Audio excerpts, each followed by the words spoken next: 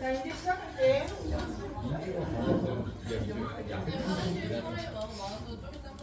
네, 저희 화장실 고칠 거예요. 예. 자, 화장실 고칠 거예요. 자, 여기도 그 목사님 하려고 했는데 목사기가 자꾸 걸려가지고 그냥 왔어. 자, 태평천하는 그 우리가 두 가지 포인트가 좀 중요하다. 이렇게 멀리 잡혀도 얘가 나중에 볼 수 있는 건가? 너무 이렇게 땡기지 할수 있지? 그렇잖아? 괜찮겠지? 어차피 애들은 목소리만 듣지 뭘 듣게 되겠어. 자, 태평천 하겠습니다. 이제 내가 또 어제 딱 등수를 다 분석해 봤거든? 등수를 다 분석해 봤더니 일단 91.1이 커트라인인데 여기 한 명 줄었대. 1등급이. 그 귀한 1등급이 한 명 줄었어. 그 다음에 91.2. 원래 어디 시험을 안 봐가지고 1등급 17명이야. 그리고 시험이 뭐라고 그래가지고 시험이 안 본다이야. 그래서 91.1인데 지금 현재 국어는 그래서 1등급이 17명이라는 거야. 이 귀한 17명. 근데 여기가 이 점수가 15등이고 동점자가 3명이 있더라고. 그러니까 이 점수까지가 딱 1등급인 거야. 딱 1등급. 그럼 내가 만약에 내가 84점을 맞았다 쳐봐. 이건 중간고사 때 내가 84점을 맞았다. 그러면 이 친구와 이 친구의 차이는 몇 점이냐? 한 7점밖에 안 돼. 그럼 한 구문항 차이거든. 그래서 얘가 한 개 더 틀리고 내가 2개 더 맞잖아. 그럼 내가 등급 바뀌는 거야. 그럴 수 있어. 그래서 내가 이렇게 얘가 틀리고 그다음 내가 내가 이제 이 점수가 2개 더 맞아. 한 97 이렇게 맞으면 충분히 바뀔 수 있다. 아니 100점을 맞으면 하네. 100점. 아니 근데 이거는 84일 때 얘기고 88일 때 얘기고 만약에 내가 88이나 뭐 이제 90.3이나 90.1이나 뭐 이런 점수를 맞았다. 그럼 여기 굉장히 근소한 차이 있는 거잖아. 우리 학교 친구들이 막 19등, 20등, 21등 막 이런 것도 막 했더라고. 이런 친구들. 근데 이제 안타까운 건 뭐냐면 지금 17명 중에 14명인 것 같아. 세 자리밖에 없습니다. 안 그럼 4점이야. 무슨 얘기인지 알지? 안 그럼 4점이야. 이제 우리끼리 싸우고 우리끼리 치고받고 우리끼리 끌어내리고 막 이러는 거야.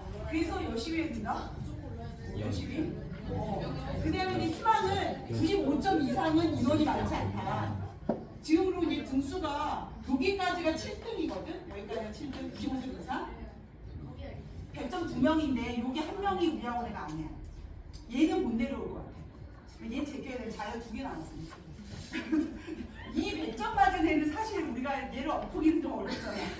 그러니까 없고 그 다음에 한 개 틀린 애가 4명인데 4명 다 여기 앉아 계시거든요. 그 4분이 계시고 그리고 이제 95점이 7등.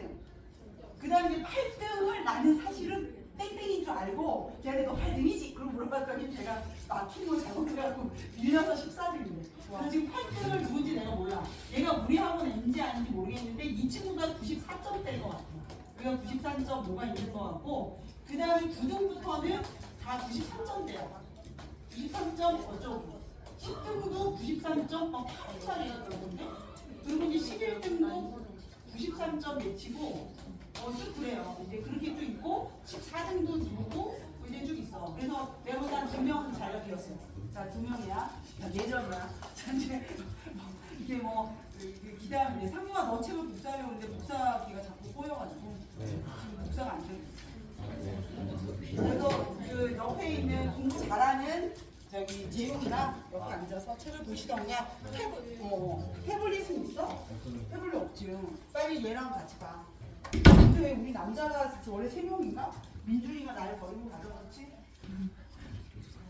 자, 그래서 우리 요리 잘 해가지고 100% 하고 싶은 욕망이 있는데 내가 이제 인간적으로 100점인 아이는 안 내려올 것 같아. 걔를 내린다는 거 못하고.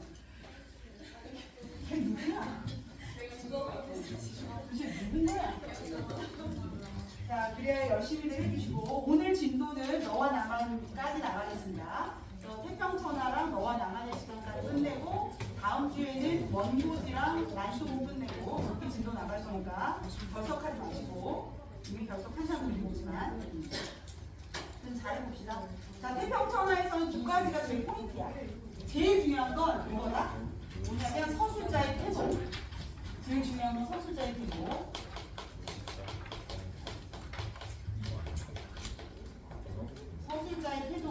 중요합니다. 서술자의 태도가 중요하고 두 번째로는 소재가 하나 있는데 정말 중요한 소재가 있어요. 정보요. 정보. 그래서 서술자의 태도는 사실 1번 하나라고 썼지만 이 안에 걸리는 게 되게 많아요. 뭐 약간 이제 판소리 창자 같은 역할, 서술자가 그래 보인다든가, 그리고 반어법을 쓴다든가, 편집자의 논평을 한다든가, 서술자가 정말 많은 거예요. 그래서 서술자의 태도가 제일 중요하고, 그 다음에 정보의 기능, 이 정보가 어떤 기능을 하는가, 정보의 전후로 뭐가 달라지는가, 이런 것을 보시는 게 제일 중요한 거예요. 그래서 그러니 저러니 결론적으로는 태평천하의 주인공인 윤직원 영감을 서술자가 비판하고 있다라는 것을 잘 기억하시면 되겠어요. 자, 그럼 이제 본문 들어가고. 자, 앞에서 해설부터 보겠습니다. 해제는 우리 책을 안 갖고 온 상용이가 읽어보고. 상용이가 앞으로 국어 열심히 하겠다고. 그랬지, 상용아. 자, 해제 읽어주세요. 태평천하는 윤직원 일가의 이야기로 세대 간의 가치관 차이로 인한 갈등과 대립으로 한 집안이 붕괴하는 과정을 다룬 소설이다. 일제강점기인 1930년대 후반 서울에 사는 지주이자 고리 대공업자인 윤직원 영감의 그릇된 현실인과 그 집안의 노락 과정을 통해 당시 사회의 모순과 부정적인 중산 계층의 인물상을 풍자하고 있다. 서술자가 과장 단어 등을 활용하여 인물을 시화화하고 병화체를 사용하면서 판소리의 창자처럼 인물과 상황을 조롱한다는 점이 특징적인 작품이다. 그래서 태평천의 윤직원 영감이 일가여서 얘네 집안이 이렇게 되잖아. 윤직원이 있고 분명히 있어요. 근데 이거는 어떤 직책 이런 거거나 윤 과장 뭐 이런 거야. 윤직원의 이제 아들이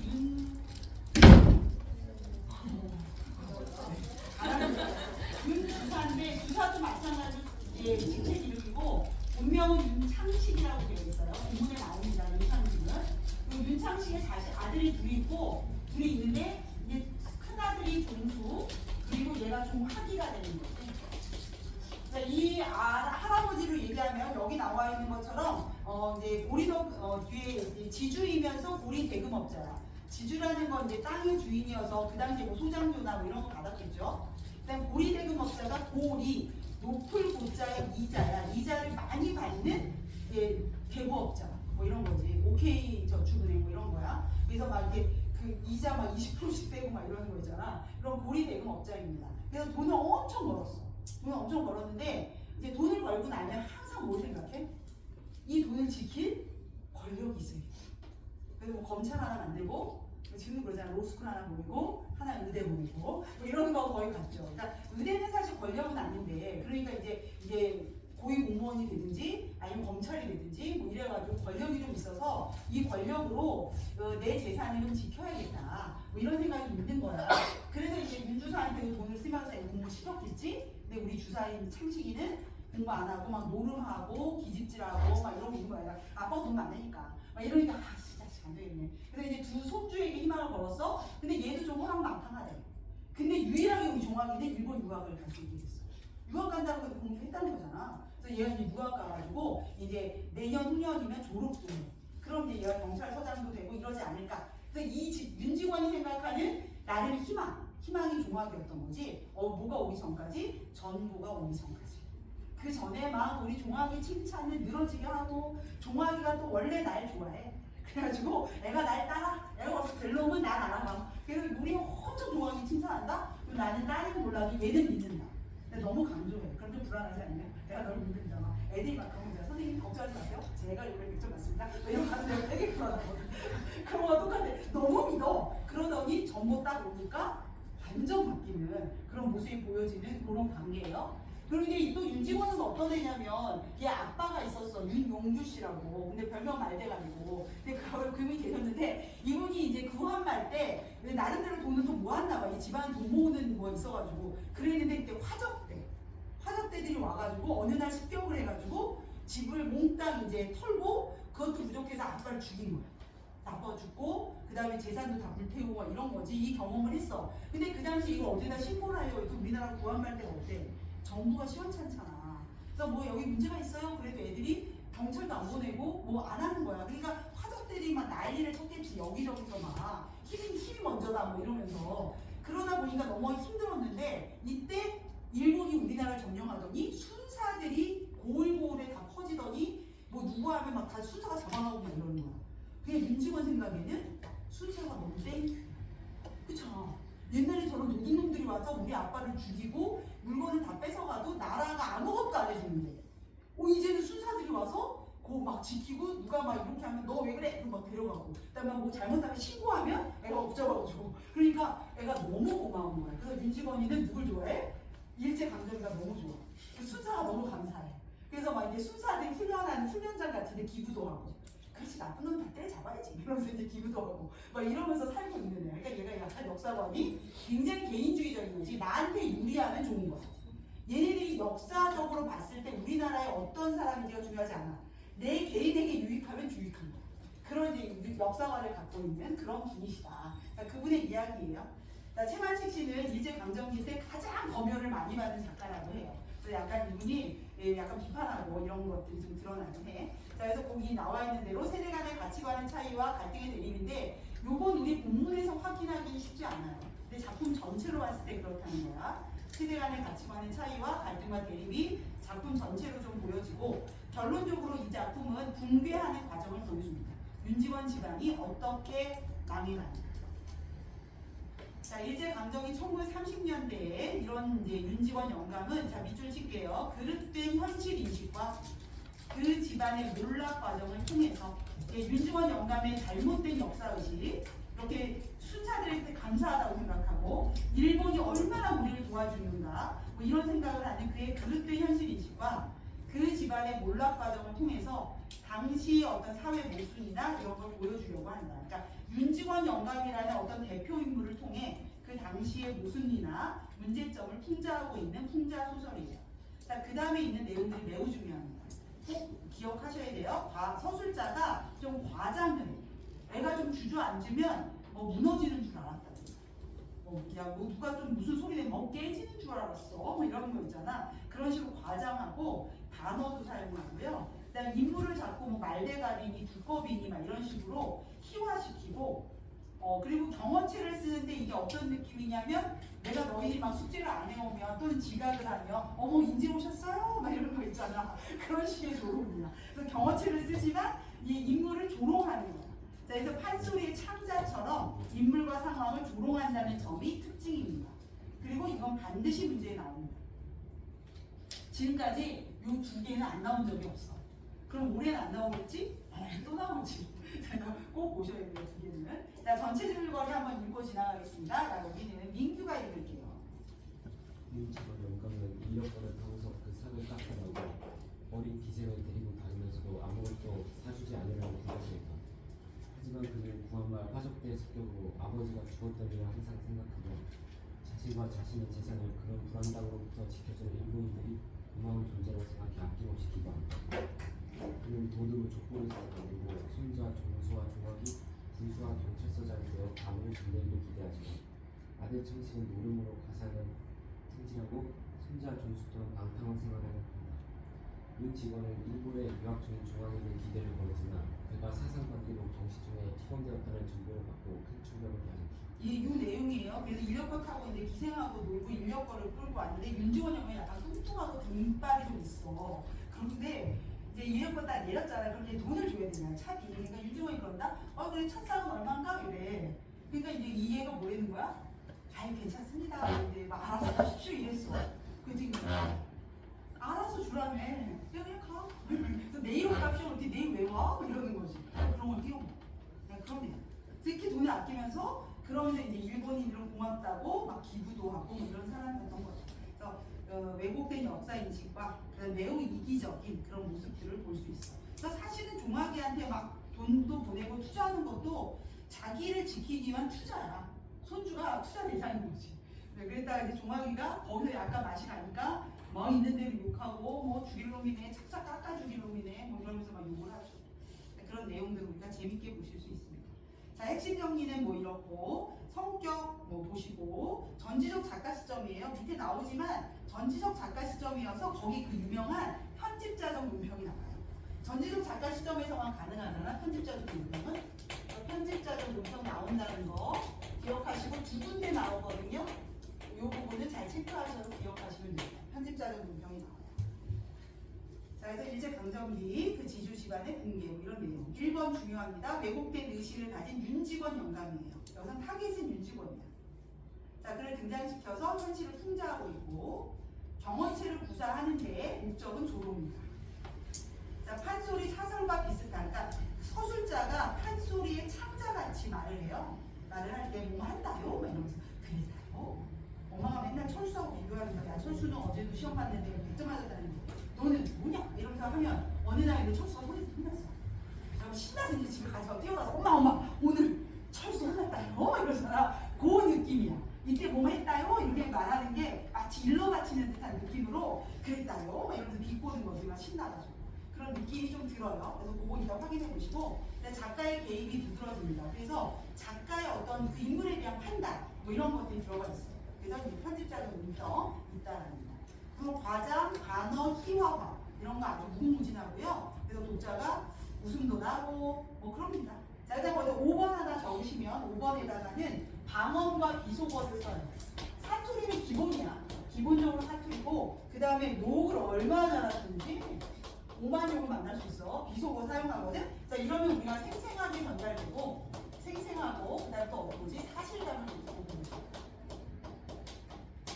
다 서술자의 태도지. 서술자의 방식 뭐 이런 거여서 잘 봐주시면 됩니다. 자, 그럼 이제 본문으로 드디어 가볼게요.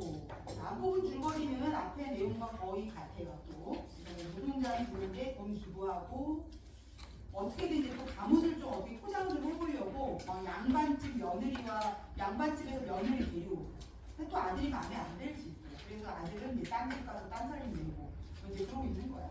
자, 근데 딸이 있는데 딸도 시집 갔다가 또 소박 빠져서 와요. 소박이라는 게 뭐냐면 집에서 쫓겨나는 거거든. 그래서 이제 집에 와 있어. 그래서 봐봐. 그러니까 아들은 며느리하고 사이도 안 좋아서 딴 여자하고 막 딴 데 나가서 살고 있고 막 맨날 노름만 하고 딸이 하나 있는데 아들도 소박 빠져서 집에 와 있고 종수라는 손자놈도 왜 말리니 좀 그렇고 집안이 좀 약간 자기 뜻대로 좀 안 흘러가. 근데 유일하게 이제 종아리 하나가 공부하고 있던 거지. 그래서 희망을 갖고 있었는데 이거 슬프게. 자, 그래서 이제 제목처럼 나와 있는 기억 이걸 이제 우리가 소제목이라고 보는데요. 망진자는 호양이라 이거지. 망진자 망이 망하게 한다. 누구를 진나라를 망하게 할 사람은 호다 이렇게 됩니다. 이게 이제 무슨 뜻으로 해석한 거예요? 우리의 그 진시황은 오랑캐구나. 이 진나라를 망하게 하는 건 오랑캐네. 자, 그럼 오랑캐를 막기 위해서 만리장성 쌓았다는 거잖아. 근데 알고 봤더니 이 호가 아들 이름을 잘못 지었지. 호라고 호해라고 하지 말고 뭐딴 걸로 했으면 됐죠. 또 해요. 아들 이름이 호해야 해필이면 호자도 이거 똑같은 거죠. 그러니까 결국 그 예언은 뭐였던 거야? 아들 때문에 망한다 이런 뜻이었던 거죠.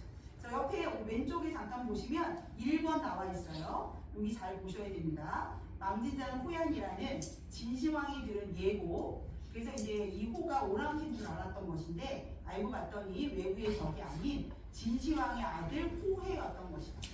호해도 멍청했지만 그 환관이 대단했죠. 그래서 이제 결국은 이제 나라가 망했는데 이렇게 진나라가 망하게 된 것처럼 이 제목이 의미하는 건 윤직원이 가장 아끼고 기대했던 둘째 아들 종학이가 집안의 몰락을 예고하는 암시하는 역할을 한다. 그걸 보여주는 소제목이죠. 그러니까 호해가 결국 진나라를 망하게 한 것처럼 종학이가 이 집안을 망하게 할 것이다. 근데 생각해보면 이 집안은 좀 나쁜 집안이잖아. 그지?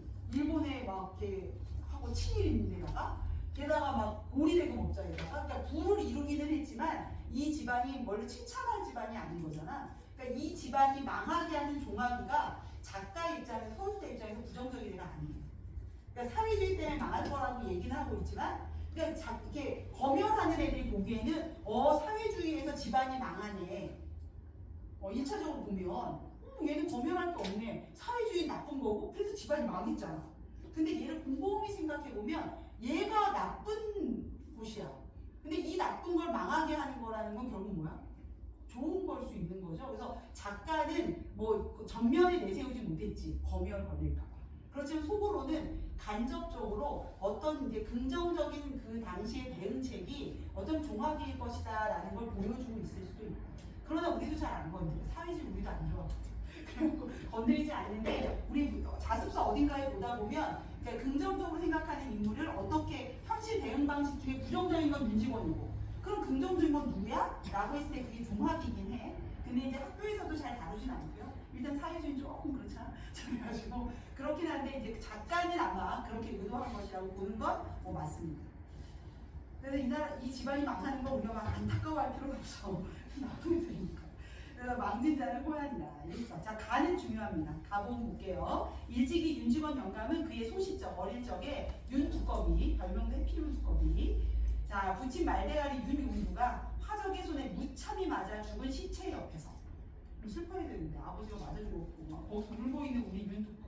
그다음에 이제 보시면 윤두꺼비 말대가리 그 위로 묶어서 인물의 희화와 눈에 보이시죠? 거기다 밑줄. 자, 노적이 불타는 하고 화광이 충천한 화광이 이제 불타는 그 불길이 하늘까지 막 불이 막 왕성해. 그때 우리 윤직원이가 한 말이에요. 이놈의 세상 언제 망하려는 날. 이놈의 세상 언제 망하는 거야? 자, 그런 말이 아니라 과거는 이제 우리만 빼놓고 어서 망해라. 자기는 빼놔야 돼. 우리만 빼놓고 다 망해라. 나만 빼고 다시 망해라. 이런 거야. 자, 그래서 우리만 빼놓고 어서 망해라. 그래서 그 밑에 이기적이고 비도덕적인 인물이다라고 나와 있어요. 자, 하고 부르짖은 적이 있겠다요 이겁니다. 자, 그 밑에 보시면 아무렇지도 않다는 듯이 그 파란색 글씨가 쭉 써 있잖아. 매우 중요. 별표를 반드시 하셔야 되고 머릿속에도 기억하셔야 되는데 중요하니까 번호를 붙여볼게요. 1번 판소리적 문제, 2번 등장인물들을 조롱, 3번 서술자의 부정적 태도, 4번 서술자와 독자의 거리를 좁힘. 특히 4번에는 별표를 하나 더 내줘. 서술자와 등장인물의 거리를 좁히거나 하는 게 아니라 서술자와 독자의 거리를 좁히는 거야. 우리가 누군가에게 일러봤을 때는 그 듣는 사람과 내가 하나가 돼야지. 그 대상이 하나가 되면 안 되잖아. 그래서 이제 듣는 사람과 내가 한 통속이 돼야 되기 때문에 서술자와 독자의 거리를 좁히고 있다. 자, 그래서 거기다 조금 이제 추가로 더 쓴다면 5번에다가 이렇게 쓸 수 있겠어. 태도는 어때요? 인물에 대한 태도가 되게 냉소적 태도죠. 그 등장인물인 윤직원이 지금 아빠의 시체 옆에서 불길을 보며 다 망해라, 뭐 나만 빼고 다 망해라 이러고 있는 건데 그거에 대해서 얘기하는 이 서술자는 전혀 안 됐다 이런 게 아니라 그랬다요? 뭐 이런 식으로 얘기하고 있는 거지. 그래서 인물에 대해 되게 냉소적이고 그다음에 경어책을 쓰고 있긴 하지만 이 경어책을 쓰는 것은 어떤 느낌이냐면 약간 일러 바치는 듯한 느낌, 바치는 느낌으로 조롱의 조롱입니다. 조롱 앞에도 나와 있으니까 이렇게 보시면 됩니다. 매우 중요하니까 절대 조르면 안 되고. 자, 그러면 이 선언에 대한 설명이 덧붙여지고 있는데 이 설명도 보시면 이미 반세기 전 그리고 그것은 당시에 나한테 불리한 세상에 대한 격분된 저주. 그러니까 이놈의 세상 언제 망하느냐? 우리만 빼고 거서 망해라. 이거는 격분된 저주야. 겸하여 자 중요한 부분 웅장한 투쟁의 선언이야. 근데 웅장하다는 건 되게 좋은 뜻이잖아. 마치 와 엄청 웅장한데 그럼 칭찬 같은데 요 안에 속으로는 비꼬고 있는 거지. 그래서 이제 반어적이라고 설명되어 있어요. A의 이익을 위한 투쟁을 반어적으로 표현한 거다. 그리고 그 윗줄에도 보시면 겉으로는 축혀 세우는 것 같지만 속으로는 윤직원을 조롱하는 반어적 표현이다. 그러니까 웅장한 투쟁에서는 매우 중요하죠. 자, 여기서 거의 3분의 1은 나온 것 같아요. 이 문장 되게 중요해. 그래서 인물을 희화화시키고 그 다음에 이제 그 밑에 있는 그 서술자의 태도가 쫙 정리가 되어 있고 그다음에 웅장한 투쟁에서는 반어적 표현이다. 기억해 두시면 되고요. 이렇게 해서 윤직원 영감은 과연 승리를 했겠다요? 그랬는데 그런데야. 그런데는 전환이잖아. 자, 그 다음부터 이제 보시면 이제 가족들이 다 모였습니다. 아마 종수가 다른 집에 살고 있고 종수가 왔나봐. 그러니까 종수를 맞이하는 예를 표하기 위해 가족들이 다 모였어요. 누구만 안 왔냐면 고씨만 안 오고, 고씨는 이제 종수의 엄마겠지? 윤직원의 맏며느리인데 고씨는 워낙 윤직원 영감을 싫어해서 고씨만 빼놓고 다 모였대요. 자, 이제 점심 밥상을 받으려는 참이었어요. 자, 그러면서 이제 그때 잔소리가 시작돼요. 밥상머리 교육이라고 잔소리 시작. 너 경손애비 부디 정신 차리라. 자, 이 경손애비는 누구냐면 종수야. 근데 어제 질문이 들어왔어. 선생님, 그럼 경손이는 누군가요? 선생님, 경손이는 누구예요? 이거 질문해야 돼, 솔직히? 야, 넌 어떻게 생각해? 경손애비. 여기서 경손이는 상용아. 경손이는 누구냐면, 경손애비는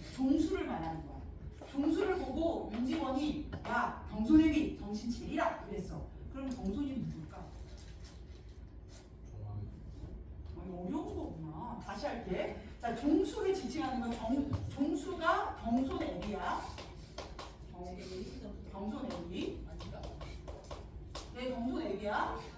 경손이 아버지. 자, 그럼 경손이 누구야?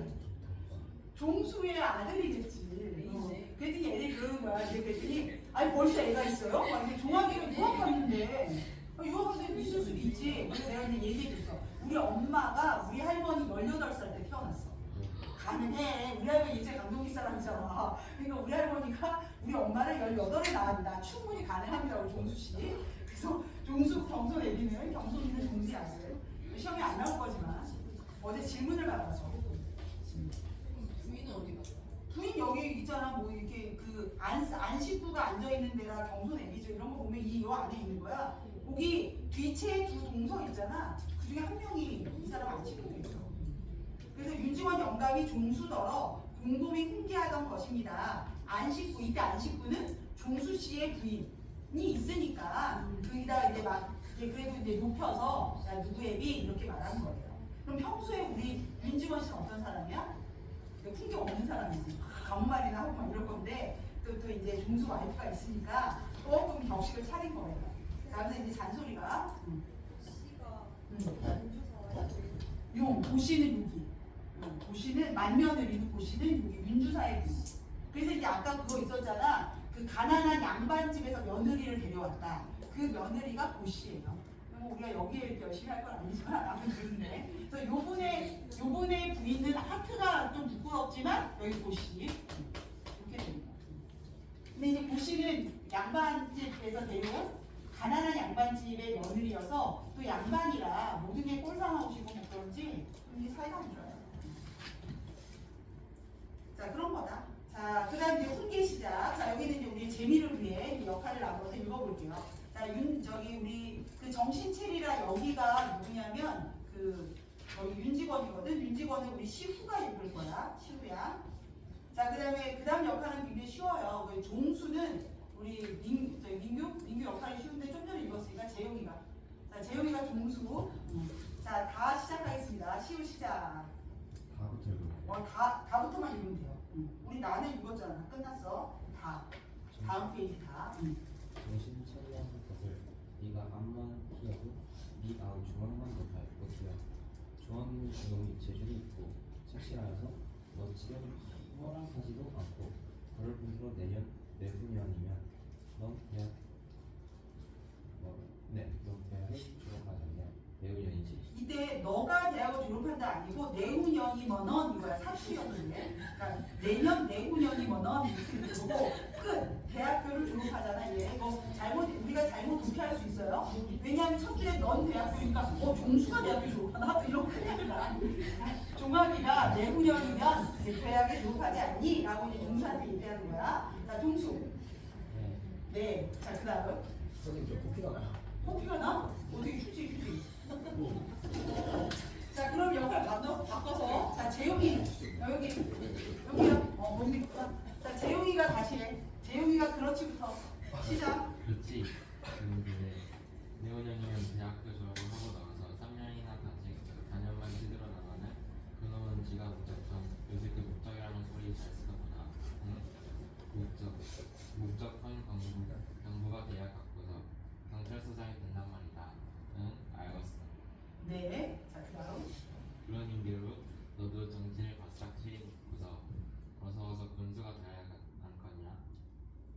아, 동생 놈은 버젓한 경찰서장이지. 형 놈은 개우 분석이를 댕기고 있다. 난 부끄러워서 어쩔디요. 응? 아, 글씨 군수되고 경찰서장 되고 하면은 너덜 좋고 너덜 호강이지 뭐.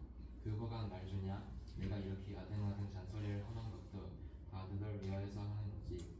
나는 팔이 조통만치도 상관없어요. 알았으냐? 팔이 좋고 두 번째 발이겠죠. 팔이 발바닥만큼이고 나한테 이득이 없다. 오직 너희 잘 되라고 하는 거다. 이런 거죠. 그래서 이제 네 동생은 경찰서장이고 니는 분석이면 쪽팔리지 않냐? 뭐 이런 얘기야. 아주 비교하면서 아주 나쁜 방법으로 종수를 이제 잔소리하고 있었어. 종수는 그래도 여기서 내내 하고 있습니다. 자, 그놈 종아기는 참말로 쓰겄어. 그놈이 어려서부터도 원원이 나를 자별하게 따르고 얘가 나를 좋아해. 자별이는 특별하게 나를 따른다 이거지. 그러니까 우리 손주 조각이 짱짱짱. 자, 재주도 있고 착실하고 커서도 내 말을 잘 듣고 내가 그놈 하나는 꼭 믿는다. 여기까지만 썼어도 덜 골치 아팠는데 꼭 믿어까지 붙이면서 우리를 불안하게 만드는 거지. 꼭 믿어. 너무 믿어. 그렇지 않냐? 꼭 믿어. 그러고 우리 하은이 어디 갔어? 결석이요. 와, 하은이는 아무 연락도 없이 갔어? 너는 알아? 하은이 갔어? 안 온다고 했어? 스스로 의사로? 전화은이가 없네. 오늘 하루 결석이 많아가지고 수연이도 못 온다고. 이게 왜 결석하냐가 내가 너무 억울한 건 다들 수학여행 보충을 지금 하고 있는 거야. 아니 왜 이 시간에 오늘 못 간다, 국어 수업이 있다 이렇게 말해야 되는 거 아니야? 애들이 수학여행 보충 때문에 국어 수업을 째고 지금 애들이 안 오고 있는 거야. 그래서 좀 열받지만 그래도 뭐 어떡하겠어. 약속 과목을 하는 국어로서는 수학이 대세지. 수학이 짱이지. 자, 그놈 조각이는 그래가지고 그놈 하나는 꼭 믿는다. 꼭 믿어. 그래서 너무 강하게 믿어. 이건 작가가 의도한 거겠지. 이렇게 강한 믿음. 이러더니 정보 하나에 180도 바뀌는 윤직원. 그럼 이 윤직원 어떤 사람이야? 그렇게 자기 손주를 뭐 그렇게 하더니 결국 손주를 진짜 사랑해서가 아니라 자기를 위해서 손주가 필요했던 거야. 근데 이 손주가 그 일을 안 하겠대. 그럼 이놈은 죽여버려야지. 뭐 이러고 있는 거지. 그 윤직원 진짜 나쁜 놈인 거지. 윤직원을 비판하고 풍자하기 위해서 지금 이러고 있는 거야. 처음에 얘는 나를 잘 믿고 나도 얘를 믿고 막 이런 거야. 그러니까 마치 손주를 엄청 소중히 여기는 것 같아. 근데 나중에 이제 정보 하나 오니까 반전 이렇게 되는 거지. 그래서 진짜 믿으신대요. 그래서 작년 올로 들어서 그놈이 돈을 어찌 좀 희피 쓰기는 허는가 보더라마는 그것도 허기사. 4개 다 되면 이때 내는 종수지. 종수가 돈 좀 안 쓰나 봐. 4개 다 되면 안 쓰는 힘이지. 자, 사내 자식 너처럼 허락하지만 말고서 제 주때만 7월 양이면 돈을 좀 써도 괜찮은 법이요. 그래서 지난달에도 500원 꼭 쓸 때가 있다고 편지 있길래 2만 원 보내줬다. 이건 뭐야? 어디다 쓸 거냐? 왜? 이런 거 안 물어봤다는 거야. 그냥 바로. 그래, 내가 널 믿으니까. 넌 이제 경찰서장 될 거니까 500원. 500원 아무것도 아닌 거 아니야? 그 당시에 서울에 집이 한 2만 원 정도 됐다고 그러잖아. 이제 강릉일 때. 강남에? 그러니까 기와집 2만 원? 근데 그거로 되면 500원은 되게 큰 돈이죠. 지금 500원보다 더 많은 돈일 수도 있어. 근데 그 돈을 물어도 안 보고 팍 보내줬대. 왜? 나는 믿으니까. 믿는 거야. 자, 그 다음, 자, 이럴 때, 그때. 바로 마침 이때는 그때가 아니야.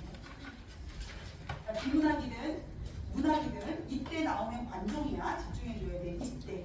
이 순간. 자, 이렇게 종아기를 믿고 있는 해피면 그 순간. 마당에서 햄 점잖은 밭은 기침 소리가 납니다. 햄. 자, 창식이 윤 주사가 조금 아까 일어나서 아니 점심 먹는데 조금 아까 일어나 얘도 참. 윤 주사 씨도 좀 애가 게으르시군요. 간밤에 동경서 온 전보 때문에 전보 동그라미 쳐주시고 그 다음에 밑줄 어디에 치냐면 억지로. 자, 얘가 전보 아니었으면 왔다 안 왔다? 안 왔다. 아유, 전보 때문에 온 거야. 억지로 큰댁 행보를 하던 것입니다. 간신히 왔어요. 이때 큰댁은 이제 윤직원 씨 계신 집을 큰댁이라고 말하는 것 같죠. 자, 윤주사는 토박으로 내려서는 아들 종수들 언제 왔느냐고 심상이라는 건 심상천사가 원래 심각한 거잖아. 그러니까 심상이는 예사로운 거죠. 예사롭게 아는 체하고 언제 왔어? 자, 토박으로 내려온 두 며느리에게도 상가로운 인사, 예의를 갖춰도 조심스럽게. 우리 윤주사가 그래도 약간 좀 격식은 있는 것 같아. 얘가 좀 윤직원에 비하면. 그래서 상가로운 무언의 인사와 그다음에 일인사도 하고 그다음에 이제 절도 하고 뭐 이럽니다. 굉장히 격식 있는 집안 같아. 막 얘 서로 절하고 너도 절하고 뭐 이런 이제 하고 비로소 이제 옆으로 끌어안습니다. 자, 이 장면부터 여기 재밌으니까 또 읽어봐야지. 이번에 여학생들이 출연해 볼게요. 자, 다현이가 윤직원을 하겠습니다. 자, 해설은 신현우. 자, 그다음에 김채린이 그 윤주사를 하겠습니다. 남의 대사 치시면 안 됩니다. 자, 잘 읽고 자기 대사인지 아닌지 보세요. 자, 다현이 여기 해설, 그러니까 서술, 그 다음에 채린이는 윤주사 대사. 자, 시작. 다현이. 너 진짜. 내가 잘못했어. 윤직원 영감은 아들의 이렇듯 부르지도 않는 어른을 거기는 땅까지 데려온 것이 이렇다고 꼬집는 소리이다. 김경서 정보가 왔는데요. 새를 받고 윤주사의 등장 그러그러운 아버지도 윤직원 영감을 속상하고 불멍사 일본이 안에서 들어갔으면 꼭 받겠습니다. 자, 여기 중요한 부분들이 있어요. 자, 해가 서쪽에는 뜨겁구나. 이거 뭘 못마땅하도 있고 평소 일어나는 일이 아니라는 거지. 그래서 알다시피 집에 부르지도 않은데 오고 안방까지 오는 일은 흔하지 않은 일이다 라는 거 우리가 유추할 수 있어. 자, 그리고 뭐 타러 오냐, 돈 달라고 오지 이런 거 보면 얘가 올 때는 돈 때문에 왔었다. 아, 불쌍한 민주원인데. 자, 그 다음 니은 부분. 여기가 바로 편집자적 논평입니다. 편집자적 논평이라고 되어 있잖아요. 거기 밑줄 쫙 펴서 2번 나오거든요. 그 중에 하나. 자, 이때 이 말이 누구 생각이냐 이거야. 지체를 바꾸어 윤주사를 전자고 너울아온 아버지라고 하고 윤직원 영감을 속상하고 경망스러운 어린 아들로 둘러놓았으면 꼭 맞겠습니다. 이거 누구 생각이야?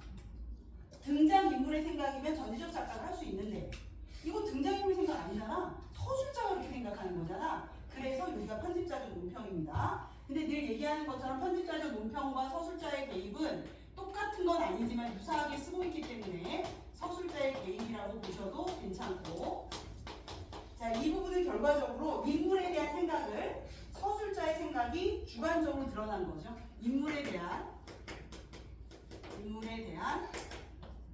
서술자의 생각이 드러나는 거야. 서술자의 주관적인 생각이라고 해도 맞습니다. 자, 이렇게 설명될 수 있으니 잘 보시면 돼요. 당연히 비꼬는 거고 비판하는 거고 그렇죠. 자, 계속해 볼까요? 동교성 정보가 저겁니다. 문지와 동경서 음악이 눈이 편집장에 붙잡혔다고요. 열심히 설득하며 오다리를 펼치는 바람에 강구들이 내려앉을 뻔했습니다. 모여서는 식구가 제각기 정보에 따라 제각기 놀란 곳이 노동이다. 예, 방 구들은 구들장이라고 예전에 우리나라 난방 불 때면 이제 구들 사이로 이렇게 더운 공기가 들어가서 하는 거였는데 그 구들이 내려앉을 뻔했다. 이 정도야. 설마 좀 뭉치었다 그러겠니? 과장이고 이런 과장은 희화화가 목적이었겠죠. 자, 다음 페이지로 넘겨봅시다. 자, 윤직원 영감은 마치 묵직한 뭉치로 뒤통수를 얻어맞은 양. 첫 번째 1차 충격이야. 이거는 뭉치로 맞은 것 같아요. 이건 뭐냐면 일단 얘가 뭐 잡혔대. 경찰서에 잡혔대. 이거 얘 또 사고 친 거 아니야? 근데 우리는 뭐 사고 같은 거 치면 경찰서장 되는데 문제 생기잖아. 우리 그런 거 있잖아. 야, 너 그런 학폭하면 요즘 대학교 못 가잖아. 얘 뭔가 잘못해서 뭐 경찰에 잡혔다고? 그러니까 이게 이제 1차 충격이 온 거야. 얘 경찰서장 키우려고 그러는데 이 자식이? 그런데 이제 1차 충격을 맞은 거야. 그건 뭉치로 맞은 것 같은 정도의 충격이었대요. 정신이 멍해서 입을 벌리고 눈만 휘둥그레졌지 한동안 말을 못하고 꼼짝도 않습니다. 경찰에 잡혔다니까. 그러고 있어. 그러다가 이윽고 으르렁거린대요. 으르렁 거린다. 그러면서 잔뜩 쪼글트리고 앉습니다. 자, 근데 이 윤직원의 행동을 자꾸 동물에 빗대는 거야. 근데 이것도 다 비판을 조롱 거라는 거지. 빗대봤자 왜 자꾸 동물에 빗대냐고. 위기에 대응하는 동물적으로 자기 방어적인 자세를 취한다. 그러니까 우리 윤직원은 그 어릴 때 충격 때문에 그런지 몰라도 되게 자기 방어적, 자기를 보호하고 이게 지키려는 굉장히 강한 거야. 그래서 돈도 막 모으고 가문도 막 이렇게 족보도 만들고 그러면서 자식들도 막 분수시키려고 하고 이러는 게 자기를 방어하고 싶은 거니까 지금 뭔가 문제가 생겼다고 하니까 얘도 이제 이렇게 동물적으로 자기 방어를 하고 있습니다. 자, 또 이제 대사 재밌게 읽어주세요. 힘내보자, 다현아. 저거 웬 소리냐? 그는 공무가 친 전본가 본데 전보가 돼서 자세히는 모르겠습니다. 민주상에서 기록 신원위에서 반발하는 그 정보를 관련 무치한 배우입니다. 민주관 영감은 체력 정보를 받았으면 들여다보고 커다랗게 했습니다. 물론 원문은 일본이니까 몰라보고 민주상의 사상 민사방이 않고 그대로지요. 예, 여기까지 끊어보면 여기서 일치분일치분인데 간혹 내시거든요. 선생님들이 재밌으라고. 자, 뭐냐면 원문을 읽었냐 일문을 읽었냐. 그러니까 원문을 읽었냐 번역한 걸로 봤냐. 뭐 이런 거 말 살짝 바꿔가지고 이제 실수하게 만드니까 잘 눈여겨봐. 원래 전보는 일본어로 왔는데 그걸 일본어로 볼 수 없는 거야 우리 윤직원은. 그래서 이제 윤주산의 집에서 일하는 무슨 집사 같은 사람이 있었나 보죠. 그 서사 민서방이 우리말로 조선말로 번역해 놓은 거 그걸 읽은 거야. 요거에서 일치불일치 같은 문제를 가끔 내십니다. 이런 거는 잘 보시면 되고, 그렇지만 한번 보고 가면 다음에 나올 때 잘 보겠지? 자, 그랬어. 자, 그럼 계속 볼게. 그 종합 사상관계로 경시청의 피검이라니 이게 무슨 소리냐냐? 그러니까 그 정보 내용이 이건 거야. 종합 사상관계로. 사상관계라는 건 사회주의에 참여해서 경시청에 검거됐다. 이런 뜻인 거죠. 자, 이게 무슨 소리다냐? 자, 그러니까 아버지인 윤 주사가 종학이가 사상관계로 경시청에 붙잡혔다는 뜻일 테지요. 사상관계라니 그놈이 사회주의에 참여를 또 그러시는 거야. 자, 근데 사회주의가 뭔지는 아시죠? 사회주의의 모토는 뭐야? 가진 자 모두 공평하게 이런 능력대로 가지고 가는 건 필요한 대로. 그러니까 내가 능력이 좋아갖고 돈을 많이 모았지만 얘가 필요하다고 하면 다 줘야 돼. 그런 거잖아. 그럼 지금 윤직원이 돈을 많이 모았는데 사회주의가 되면 돼, 안 돼? 절대로 안 되는 거지. 근데 그 당시에 이제 일제시대 때 사회주의가 한참 일어날 때잖아요. 근데 이제 공산당 선언이나 볼셰비키 혁명이나 그때쯤이잖아. 그런데 이제 우리나라로도 막 들어왔을 거 아니야. 일본에도 들어오고. 근데 사회주의가 이런 거라는 거 알아서 일본도 사회주의를 되게 싫어했지만, 일본이라는 국가도 싫어했지만, 이 부자들은 다 사회주의 싫어하는 거지. 이 사회주의가 퍼지고 있을 때였거든. 그랬는데 그 사회주의를 했다는 거야. 윤직원으로서는 정말 난감합니다. 왜냐면 윤직원은 자기의 재산을 우리 종학이가 지켜줘야 되거든. 근데 지금 사회주의가 얘가 뭘 했다고 종학이가? 사회주의를 했대. 이건 개인적으로 배반 아니야? 아니 내가 너 공부시키고 지금 경찰서장한테 유학까지 보내줬는데 그럼 뭐야? 너가 경찰서장이 돼서 나의 재산을 지켜달라는 의미인데 이놈이 가서 사회주의를 했대. 사회주의 뭐 하는 데다? 제도를 바꿔서 부자들의 돈을 분담해서 우리가 모두 공평하게 잘 사는 세상 만들자. 이게 사회주의잖아. 그걸 참여했다는 거야. 미친놈이라고 생각되겠지. 미친 거 아니야? 지가 지금 만석분의 자식인데 이 많은 돈을 가지고 아니 지가 왜 그딴 거에 참여하는 거야? 근데 우리가 보기엔 거룩한 수준이 거기. 부잣집 손자가 지 돈이 왕따지 왔는데 이거를 다 서로 나누어 가는 삶을 살자라는 데 참여한 거예요. 종합이는. 거의 예수 그리스도 아니야? 부처님인가? 완전 그 정도급 아니니 얘가? 근데 우리가 보기엔 이제 그 정도의 윤직원이 보기에는 말도 안 되는 거지. 그래서 얘가 이제 흥분하기 시작합니다. 그 다음부터 쭉 윤직원의 정말 흥분을 우리가 보실 수 있어요. 자, 아까보다 더 크게 외치면서 이건 2차 충격이지. 이때는 그냥 뭉치로 맞은 정도. 얘는 그냥 이거는 피검 정도였는데 여기서는 피검 사유를 알게 됐어. 뭐야? 사회주의. 완전 충격이지. 아니 사회주의를 해? 아니 이거는 지금 부자인 나를 제도적으로 나라가 법적으로 내 걸 다 뺏어가겠다는 건데 너무 충격이야. 그래서 아까보다 더 크게 미치면서 벌떡 뒤로 나동그라질 뻔하다가 겨우 몸을 가릅니다. 거의 막 맞아빠질 정도였어. 자, 윤직원 영감은 먼저의 몽치로 뒤통수를 얻어맞았다면 이번에는 뭐야? 땅이 꺼지는 것 같아. 밑에 이제 지향을 해서 땅이 꺼지는 수천 개 밑으로 땅이 꺼지는 느낌. 땅이 꺼지는 느낌. 이 정도로 강렬하게 충격을 받은 거고. 자, 근데 그 다음에 또 의미 있는 문장이 하나 나와요. 그러나 이렇게 충격을 받는 건 내가 살아가는 종학이가 어쩌면 사회주의에 빠져서 그러다 걔 이제 감옥에 가서 고생하면 어떡하지? 우리 종학이 그 자식 왜 그랬을까? 이런 게 아니야. 지금 뭐야?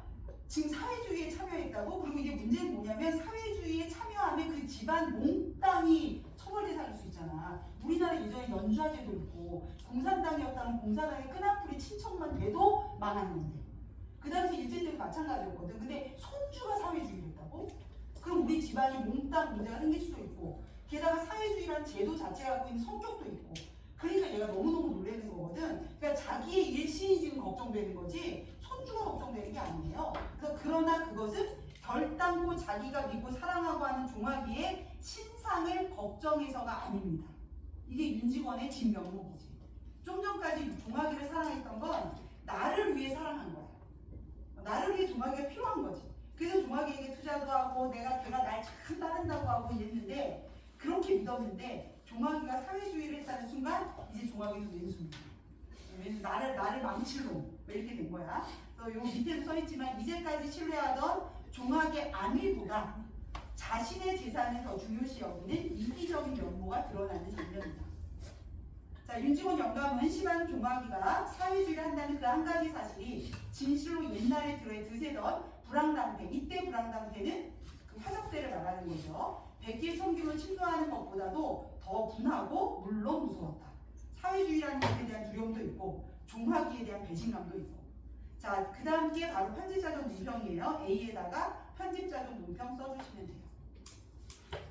자, 두 번째 나오는 편집자적 논평. 진나라를 망할 자 호라는 예언을 듣고서 변방을 막으려 만리장성을 쌓았던 진시황, 그는 진나라를 망한 자가 호가 아니고 오랑캐가 아니라 그의 자식 호의 임을 눈으로 보지 못하고 죽었으니 오히려 행복이라 하겠습니다. 누구보다? 윤직원보다. 그럼 이건 뭘 암시하는 거야? 윤직원은 몰락을 보게 될 것이다 라는 암시가 되는 거지. 그러니까 진시황은 윤직원보다 행복했어 라고 얘기했어. 왜? 윤직원보다 왜 행복한 거냐면 자기 눈으로 보지 못하고 죽었으니, 그러니까 그는 행복한 사람이야 라고 말했다면 윤직원은 어떻게 될 걸 암시하는 거야? 지 눈으로 보게 될 거야 라는 걸 암시하는 거죠. 암시가 드러나 있다는 거 보시면 됩니다. 자, 이제 2페이지 남았어요. 자, 화이팅. 자, 그 다음 이제 사회주의라니 윤직원 영감은 사람을 아무나 하나 잡아먹을 때 질이 떠나게 포효합니다. 포효는 사나운 짐승의 울부짖음이야. 짐승에다 빗대고 있죠. 그놈이 사회주의를 하다니? 그게 참말이요? 참말이요? 아, 정말 경망스럽죠? 하긴 그놈이 작년 여름방학에 나왔을 때부터 그런 기미가 좀 들긴 했어요. 아우 점잖다 윤주사. 그러면은 참말이구나? 그러면은 참말이야? 응? 자, 윤직원의 영감은 이마로 땅, 얼굴로 땀이 방울방울 배어옵니다. 자, 거기 밑에 묘사 보이시죠? 자, 이렇게 묘사를 통해 땀방울이 막 배어나오는 걸 통해 윤직원 영감이 지금 뭐하고 있는 거야? 열받고 있다 라는 걸 알려주는 거지. 자, 이런 거 우리가 직접 제시, 간접 제시? 간접 제시. 자, 언제나 간접 제시, 직접 제시는 시험에 나올 수 있기 때문에 한번 눈여겨봅니다. 땀이 방울방울 배어나온다는 묘사를 통해 간접 제시하고 있어요. 자, 또 욕 나온다. 이거 잘 읽을 수 있을까? 내가 연습을 했는데 그런 처죽일 놈이 깎고 죽여도 아깝자는 놈이, 그놈이 경찰서장 하나님대로 생판 사회주의로 하다가 냅다 경찰서에 잡혀. 오사 육시열 놈이, 그놈이 그게 어디 강한 것이라고 지가 사회주의를 해요. 부자놈의 자식이 무엇이 데껴서 불황당태에 들어. 자, 이때 불황당태는 뭐야? 화적대가 아니라 사회주의. 우리가 늘 그러잖아. 똑같은 단어가 다른 의미로 쓰일 때 눈여겨 보셔야 돼요. 이때 불황당태는 사회주의. 자, 아무도 숨도 크게 못 쉬어요. 집안은 물을 친 듯 조용합니다. 자, 계속 이 윤직원이 뿜뿜합니다. 오죽이나 좋은 세상이에요. 오죽이나. 윤직원 영감은 팔을 부르거든 주먹으로 방바닥을 땅 치면서 역시 동물의 밑에 성난 황소가 영각을 하듯 고함을 지릅니다. 화적 패가 있느냐, 불황당 같은 수령들이 있느냐, 재산이 이때야 부종놈의 것이요, 목숨은 파리 목숨 같다. 말세는 다 지나가고 좌우하나 거리거리 순사요, 골골마다 공명한 정사. 오죽이나 좋은 세상이에요. 남은 수십만 동병을 이렇게 희어서 우리 조선은 보호이어 주니 오죽이나 고마운 세상이에요. 정말 왜곡된 역사인식이죠. 재건 지니고 앉아서 편하게 살 태평세상, 이걸 태평천하라고 하는 것이요. 태평천하. 그런데 이런 태평천하에 태어난 부자놈의 자식, 더군다나 왜 지가 떵떵거리고 편하게 살 것이지, 어찌서 지가 세상 망천을 불황당태에 참석을 한단 말이요. 이해가 안 돼. 자, 일단 밑줄 한번 칠게요. 맨 위에 좋은 세상. 자, 쭉 내려오시다 보면 좋은 세상 또 나오고요. 그 밑에 고마운 세상. 자, 일단 태평천하. 이게 전부 다 지칭하는 시대가 언제냐면 일제강점기잖아. 자, 왜곡된 역사인식과 연결되지요. 자, 그러면서 이 불황당태에 왜 참석을 하느냐. 자, 마지막 페이지. 방바닥을 치면서 벌떡 일어섭니다. 그 몸짓이 어떻게도 요란스럽고 발괄한지 방금 발광이 되는가 싶습니다. 발광이 미치는가 싶습니다.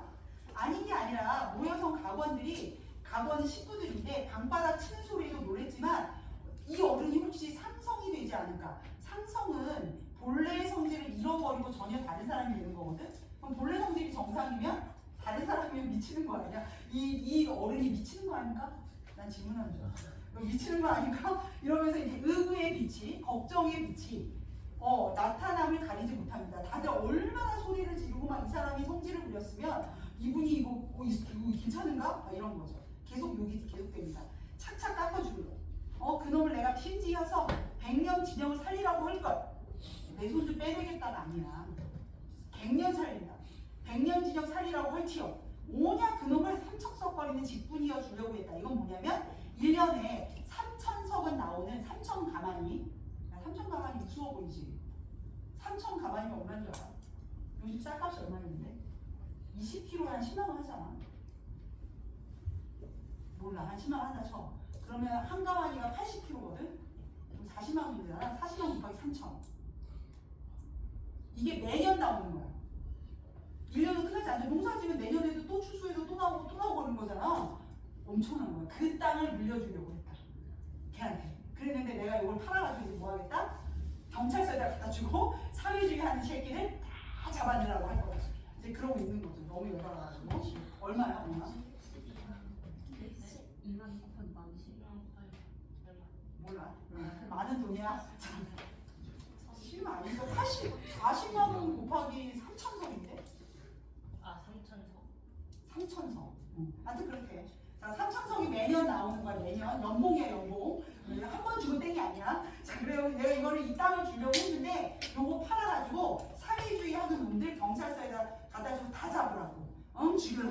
이러는 거죠. 마지막에 죽일 놈 소리가 차라리 울음소리에 가깝습니다.